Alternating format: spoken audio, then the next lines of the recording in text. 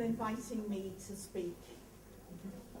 On Saturday, 300,000 people demonstrated in London against austerity. There were other demonstrations in Belfast and in Glasgow. There were contingents on the demonstration from all over Europe, including Greece and Spain. Abraham Lincoln said that debate awakens democracy. Well, democracy needs to wake up. We need that debate. Britain is one of the richest countries in the world, very rich and very unequal. Inequalities are as great as in the time of Charles Dickens in the 19th century. Truly today we see the 1% rule.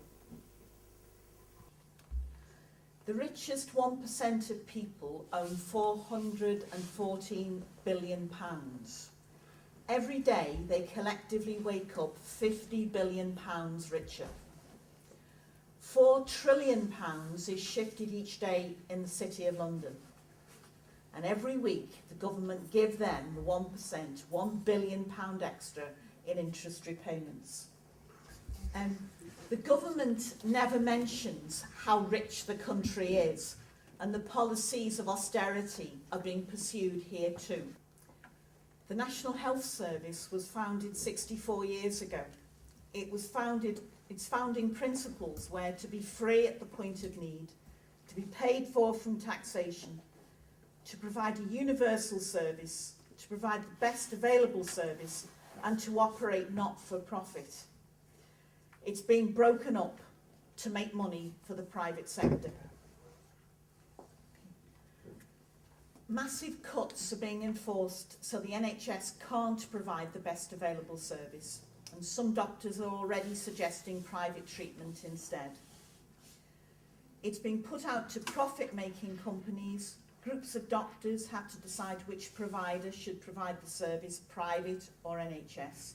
So it's losing its not-for-profit status, and the whole structure of the NHS is being destroyed.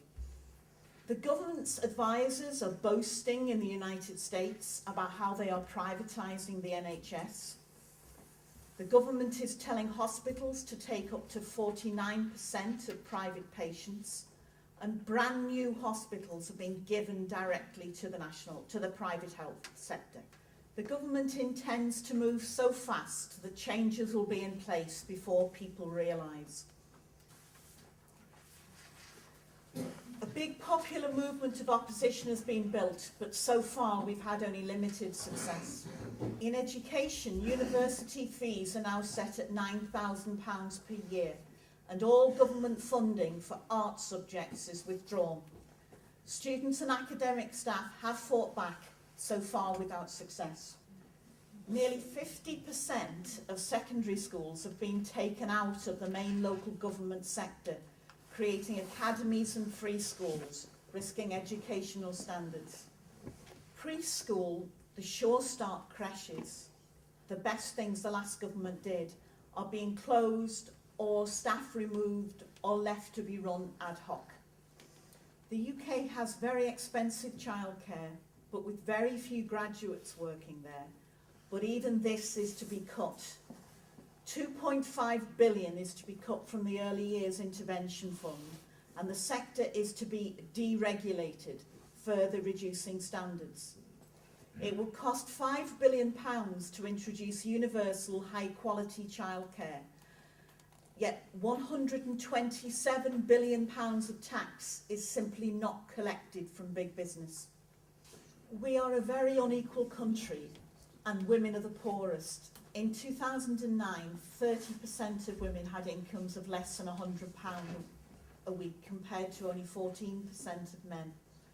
But it's having a child that puts women particularly at the risk of being poor. 8 out of 10 of the lowest paid jobs are done by women. On average, women earn 17% less than men, but for women working part-time, the gap is 36%.